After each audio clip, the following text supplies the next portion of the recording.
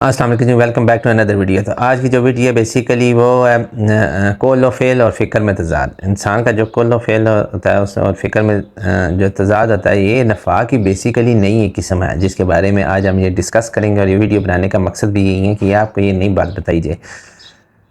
آج کا دور جو ظاہری خوبصورتی، چمک دمک اور الفاظ کے فریب کا دور ہے، ہر طرف سے خوبصورت باتیں سنائی دیتی ہیں، بڑے بڑے دعوے جو ہوتے ہیں نا، دل کو بلا دینے والے جملے، نیکی، اخلاق، دیانت، اخلاص، سب کچھ زبان پر موجود ہے۔ مگر کیا یہی سب کچھ کافی ہے؟ کیا صرف باتیں کر لینے سے انسان نیک اور مخلص بن جاتا ہے؟ کیا کسی کی ظاہری دینداری اس کے سچے دل کی علامت ہوتی ہے؟ افسوس کہ نہیں۔ اصل سوال یہ ہے کہ جو ہم کہتے ہیں کیا وہی کرتے ہیں، اور جو ہم کرتے ہیں کیا وہی سوچتے بھی ہیں؟ اگر ہمارا قول و فعل جو ہے، اگر ہمارے قول و فعل اور فکر میں امانگی نہیں، تو یہی نفاق کی سب سے خطرناک صورت ہے، جس سے قرآن اور سنت میں ہمیں بار بار خبردار کیے گئے۔ اس ویڈیو میں ہمیں ایک ایسے موضوع پر بات کریں جو نہ صرف ہمارے ایمان کا امتحان ہے، بلکہ ہماری شخصیت، ہماری نجات اللہ کے ساتھ ہمارے تعلق کا معیار بھی ہے۔ یہی قول و فعل اور فکر میں تضاد، یہ محض ظاہری نفاق کی بات نہیں، بلکہ ایک اندرونی کھوٹ، ایک چھپی بیماری جو انسان کے دل سے شروع ہو کر اس کی زبان اور عمل کو متاثر کرتی ہے۔ بیسیکلی یہ سب کچھ جو ہوتا ہے نا، عمل کا متاثر، اگر ہم چاہتے ہیں کہ اگر ہماری نماز، ہماری عبادات، ہماری نیکیاں اللہ کے ہاں قبول ہوں، تو ہمیں سب سے پہلے اپنے دل کو سچا کرنا ہوگا۔ تو آپ سے ریکویسٹ ہے کہ اس ویڈیو کو آخر تک دیکھیں، کیونکہ ہم نفاق کی وہ نئی جہت سامنے لے آ رہے ہیں جو بظاہر نظر نہیں آتی، مگر ایمان کو اندر سے کھوکھلا کر دیتی ہے۔ جانیں کہ قول و فعل اور فکر کا اتحاد کیسے انسان کو اللہ کا محبوب بندہ بنا سکتا ہے، اور اس شخص کے لیے جو صرف نیک نظر آنا نہیں بلکہ اندر سے سچا مخلص بننا چاہتا ہے۔ یہ اس شخص کے لیے ویڈیو میں ہے آج کی نا۔ تو اس لیکچر کو غور سے سنیں اور اس کو غور و فکر کر کے اپنی ذات کا، اپنی اندرونی برائیوں کو پہچانیں اور خود کو اس سے نجات دیں۔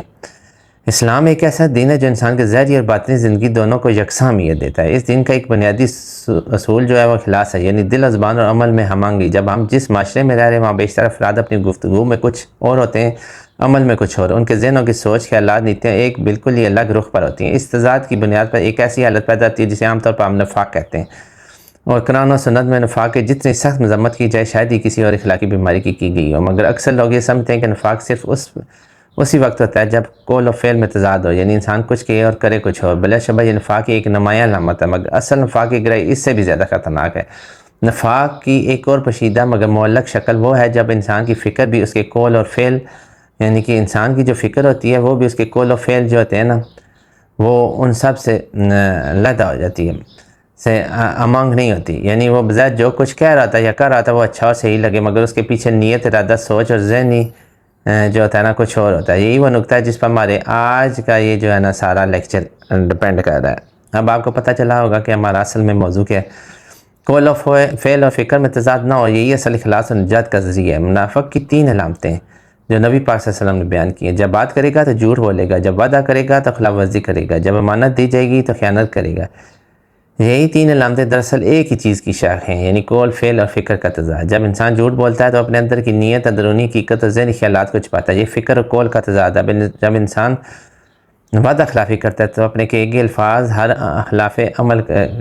کے ہر برخلاف عمل کرتا ہے، قول اور فعل کا تضاد ہے۔ جب انسان امانت میں خیانت کرتا ہے تو یہ اس کی نیت اور کردار کی گواہی دیتا ہے۔ جب فعل اور فکر کا تضاد ہے، اس سے معلوم ہوتا ہے کہ نفاق سے زبانی دو رخی نہیں بلکہ اس میں دل اور دماغ، زبان، عمل سب شامل ہوتے ہیں۔ یہی وجہ ہے کہ اللہ تعالیٰ قرآن مجید میں منافقین کو سب سے نچلے درجے میں عذاب کی وعید سناتا ہے۔ بے شک منافقین جہنم کے سب سے نچلے طبقے میں ہوں گے۔ صرف قول و فعل میں یکسانیت کافی نہیں، بعض اوقات ہم دیکھتے ہیں کوئی شخص جو کہتا وہی کرتا بھی ہے، یعنی اگر وہ نماز کی دعوت دیتا ہے تو خود بھی نماز پڑھتا ہے، اگر وہ لوگوں کی خیرات کی تلقین کرتا ہے تو وہ خود بھی صدقہ دیتا ہے۔ ظاہری طور پر اس میں کوئی تضاد نظر نہیں آتی، مگر کیا یہ کافی ہے؟ نہیں۔ یہاں ایک اور گہری بات یہ ہے کہ اس کے کیے اور کیے جانے کے کاموں کے پیچھے اس کی نیت اور فکر کیا ہے۔ کیا وہ نماز اللہ کی رضا کے لیے پڑھ رہا ہے؟ کیا وہ صدقہ اس لیے دے رہا ہے کہ غربا کا بھلا ہو، یا محض شہرت، عزت یا دکھاوے کا مقصد ہے؟ یہاں سے نفاق کی وہ شکل سامنے آتی ہے جو نظر سے اوجھل رہتی ہے، یعنی فکر کا تضاد۔ قول و فعل تبظہر ایک نیک مگر نیت کچھ اور ہوتی ہے۔ یہ وجہ کہ رسول اللہ صلی اللہ علیہ وسلم نے فرمایا کہ مال کا درمدار نیتوں پر ہے، صحیح بخاری کی حدیث ہے۔ اسلام یہ چاہتا ہے کہ انسان کے اندر سے بھی سچا ہو، باہر سے بھی سچا ہو، اس کی سوچ بھی سچائی پر مبنی ہو، اور یہی اخلاص ہے بیسیکلی۔ یعنی کہ اسلام میں یہ کہا جاتا ہے، اور اسلام بیسیکلی وہ رستہ ہے جو مانگتا ہے کہ انسان اندر سے بھی سچا ہونا چاہیے، وہ باہر سے بھی سچا ہو۔ اس کی سوچ بھی سچائی پر مبنی ہو، یعنی یہی اخلاص ہے اور یہی تقوی ہے اور یہی بندگی کی اصل ہے۔ جب انسان کے دل، زبان و عمل میں ہم مانگی آ جائے تو وہ ایک صالح با کردار اور مخلص انسان بن جاتا ہے۔ قرآن پاک میں اللہ تعالیٰ نے فرمایا یقیناً کامیاب ہوئے وہ مومن جو اپنی نمازوں میں خشوع اختیار کرتے ہیں۔ سورۃ المومنون آیت نمبر 1 اور 2 ہے، ٹھیک ہے۔ یہ خشوع اسی وقت آتا ہے جب دل اور دماغ اور جسم سب اللہ کی طرف متوجہ ہے، یعنی فکر اور قول اور فعل سب ایک ہی مرکز پر نہ جمع ہوں۔ بدقسمتی سے آج جو ہمارے معاشرے کا حال ہے وہ یہ ہے کہ ہم جس طرح بھی دیکھتے ہیں ہمیں تضاد ہی تضاد نظر آتا ہے۔ عالم کچھ کہتا ہے کرتا کچھ ہو رہا ہے، سیاستدان کچھ وعدے کرتا ہے نبھاتا کچھ ہو رہا ہے۔ تاجر جو ہوتا ہے یعنی کہ جو کاروباری انسان ہوتا ہے وہ دیانت کی بات کرتا ہے مگر ناپ تول میں کمی کرتا ہے۔ طالب علم کی روشنی کی بات کرتا ہے مگر نقل کا سہارا لیتا ہے۔ یہ سب نفاق کی مختلف شکلیں ہیں۔ ہر وہ عمل جس میں ظاہر اور باطن کا فرق ہو وہ کسی نہ کسی سطح پر نفاق کی علامت رکھتا ہے۔ یہ ایک دفعہ پھر میں آپ کو بتانے لگوں، یہ ہر وہ عمل جس میں ظاہر اور باطن کا فرق ہو وہ کسی نہ کسی سطح پر نفاق کی علامت رکھتا ہے۔ ایک مسلمان کا سب سے قیمتی زیور اس کی سچائی ہوتی ہے۔ سچائی صرف زبان کی نہیں بلکہ دل اور دماغ اور عمل کی بھی ہوتی ہے۔ جب ایک انسان اپنی سوچ میں سچا ہو، اپنی زبان میں سچا ہو، اپنے عمل میں سچا ہو، تبھی وہ صادق کہلانے کا حقدار ہے۔ یہی وہ مقام ہے جہاں انسان اللہ کے مقربین میں بندوں میں شامل ہو جاتا ہے۔ قرآن مجید میں اللہ پاک فرماتے ہیں یا ایھا الذین آمنوا واتقوا اللہ وکونوا مع الصادقین، اے ایمان والو اللہ سے ڈرو اور سچوں کے ساتھ ہو جاؤ۔ قول و فعل و فکر کی یکسانیت جو ہوتی ہے وہ بیسیکلی ہم آہنگی ہوتی ہے، یعنی کہ کوئی ایک دن میں حاصل ہونے والی چیز نہیں ہے یہ۔ اس کے لیے مسلسل تربیت، جاہدہ تزکیہ اور محاسبے کی ضرورت ہوتی ہے۔ انسان اپنے دل سے جو تزکیہ نفس ہوتا ہے نا اس میں بیسیکلی یہ ہوتا ہے کہ انسان اپنے دل سے ریا، کینہ، حسد اور نیت کی خرابی کو نکالے، اور خود کا محاسبہ کرنا یہ ہوتا ہے کہ ہر دن کے آخر میں خود سے سوال کرے کہ آج میرے قول و فعل اور نیت میں کیسا تعلق تھا، اور صالحین کی صحبت کیسے اختیار کی جاتی ہے، نیک لوگوں کے مجلسوں میں بیٹھے تاکہ اخلاص کی خوشبو اس کے اندر بھی سرایت کرے۔ دعا کیسے کرنی ہے، مناجبات جو اللہ تعالیٰ سے وہ کرنی چاہیے وہ اخلاص اور نفاق سے بچاؤ کی دعا کرنی چاہیے، یعنی محبت سے کرنی چاہیے۔ جتنی آپ اخلاص سے دعا کریں گے اتنی اللہ تعالیٰ آپ کو منافقت سے بچائے گا انشاءاللہ تعالیٰ۔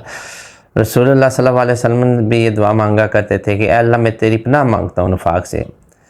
جس انسان کے قول و فعل اور فکر میں یکسانیت آ جائے، ایک بات یاد رکھیں کہ جس بھی انسان کے قول و فعل اور فکر میں یکسانیت یعنی وہ ایک جیسے ہو جائیں گے تو اللہ تعالیٰ اس کے دل کو سکون عطا کر دیتا ہے، اس کا دل ہمیشہ کے لیے سکون پا جاتا ہے۔ وہ پریشانیوں کے طوفان میں بھی ثابت قدم رہتا ہے، یعنی کہ اس پہ پریشانیاں آتی ہیں، طوفان آتا ہے پریشانیوں کا اور بڑی بڑی پریشانیاں آتی ہیں لیکن اس میں وہ ثابت قدم رہتا ہے، اس کے دل میں کوئی کھوٹ نہیں ہوتا ہے، اس کا ضمیر صاف ہوتا ہے، اس کی شخصیت پرکشش بن جاتی ہے، یعنی کہ وہ اندر سے صاف ہو جاتا ہے، اس کے ضمیر کلین ہو جاتا ہے تو ظاہر سی بات ہے اس کی شخصیت ایک منفرد طریقے سے سامنے آتی ہے۔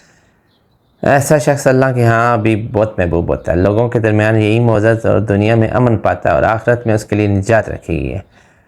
تو آج کا جو میں آپ کو ٹوٹل اس ویڈیو کا جو ہے نا آپ کو نکال کے دیتا ہوں، اس پوری ویڈیو کا جو ہے کہ نا لب الباب جو اس کا مقصد ہے وہ میں آپ کو اس کا جو رزلٹ ہے وہ بیسیکلی آپ کو نکال کے دیتا ہوں کہ زندگی کا سب سے بڑا امتحان یہ نہیں کہ ہم صرف نیک عمل کریں بلکہ یہ ہے کہ ہمارا عمل، قول اور نیت میں کامل یکسانیت ہو۔ جب تک انسان کے اندر سے انسان سچا نہیں ہوگا، آپ کو دکھانے کی ضرورت نہیں ہے کسی کو کہ آپ سچے ہیں کہ نہیں، لیکن جب تک آپ اندر سے سچے نہیں ہوتے اس کا ظاہر جتنا بھی خوبصورت، آپ ظاہری طور پہ جتنے مرضی خوبصورت انسان ہو، جو مرضی ہو، اللہ کے ہاں آپ مقبول نہیں ہو سکتے، سیدھی سی بات ہے۔ یہاں سے آپ بھول جائیں کہ آپ میں اگر یہ باتیں نہیں ہوں گی اور آپ صرف ظاہری طور پہ خوبصورت ہیں تو اللہ کے ہاں مقبول ہوں گے، ایسا نہیں ہے۔ بلکہ نفاق کا علاج یہی ہے کہ ہم اپنی فکر، زبان اور عمل کو ایک ہی مرکز پر جمع کریں، کہ ہم اپنی فکر، زبان اور عمل یاد کر لیں، فکر، زبان اور عمل کو ایک ہی مرکز پر جمع کریں، اللہ کی رضا پر، جس میں اللہ کی مرضی ہو اسی چیز پہ سب کو اکٹھا کر دیں۔ یہ آپ کو میں نے ایک راستہ بھی بتایا، ایک طریقہ بھی بتایا جس پہ کر کے آپ اپنے اندر سے نفاق کو کم کر سکتے، خود پہ غور کر کے، خود پہ کام کر کے۔ آپ کو وہ کیا کہتے ہیں، جس نے اپنے نفس کو پہچانا اس نے رب کو پہچانا، خود سے ہو کہ اللہ تک آپ جا سکتے ہیں۔ تو یہی اللہ کی رضا ہے۔ اللہ تعالیٰ ہمیں سچائی، اخلاص اور نفاق سے پاک زندگی عطا فرمائے، آمین ثم آمین۔ اللہ سے ہمیشہ یہی دعا کرنی چاہیے کہ اللہ تعالیٰ ہمیں سچائی، اخلاص اور نفاق سے پاک زندگی عطا فرمائے۔ تو اینڈ میں آپ سب سے یہی ریکویسٹ ہے کہ آج کی ویڈیو کو آپ لازمی سے شیئر کریں، ہو سکتا ہے کہ یہ کسی کے کام آ جائے، کسی کے لیے یہ پوائنٹس بہت اہم ہوں، کوئی انہی پوائنٹوں کو ڈھونڈنا چاہ رہا ہو، کسی کے دل میں اللہ تعالیٰ اسی کے ذریعے اپنے نور کو ڈالنا چاہ رہا ہو، اللہ تعالیٰ سے دعا کہ اللہ تعالیٰ میرے الفاظ میں اتنی اثر کر دے کہ وہ لوگوں کے دلوں پہ اثر کرے، ان کے زندگیوں کو بدل ڈالے، مجھے میرے لیے ایک صدقہ جاریہ ہوگا، اور میں چاہتا ہوں کہ آپ اس کو شیئر کریں، آپ اس صدقہ جاری میں اپنے حصہ ڈالیں۔ آج کی ویڈیو آپ کو اچھی لگی ہو تو ویڈیو کو لائک اینڈ شیئر کر دیں، چینل کو لازمی سے سبسکرائب کر دیں۔ ملتے ہیں نیکسٹ ویڈیو میں جی، اللہ حافظ۔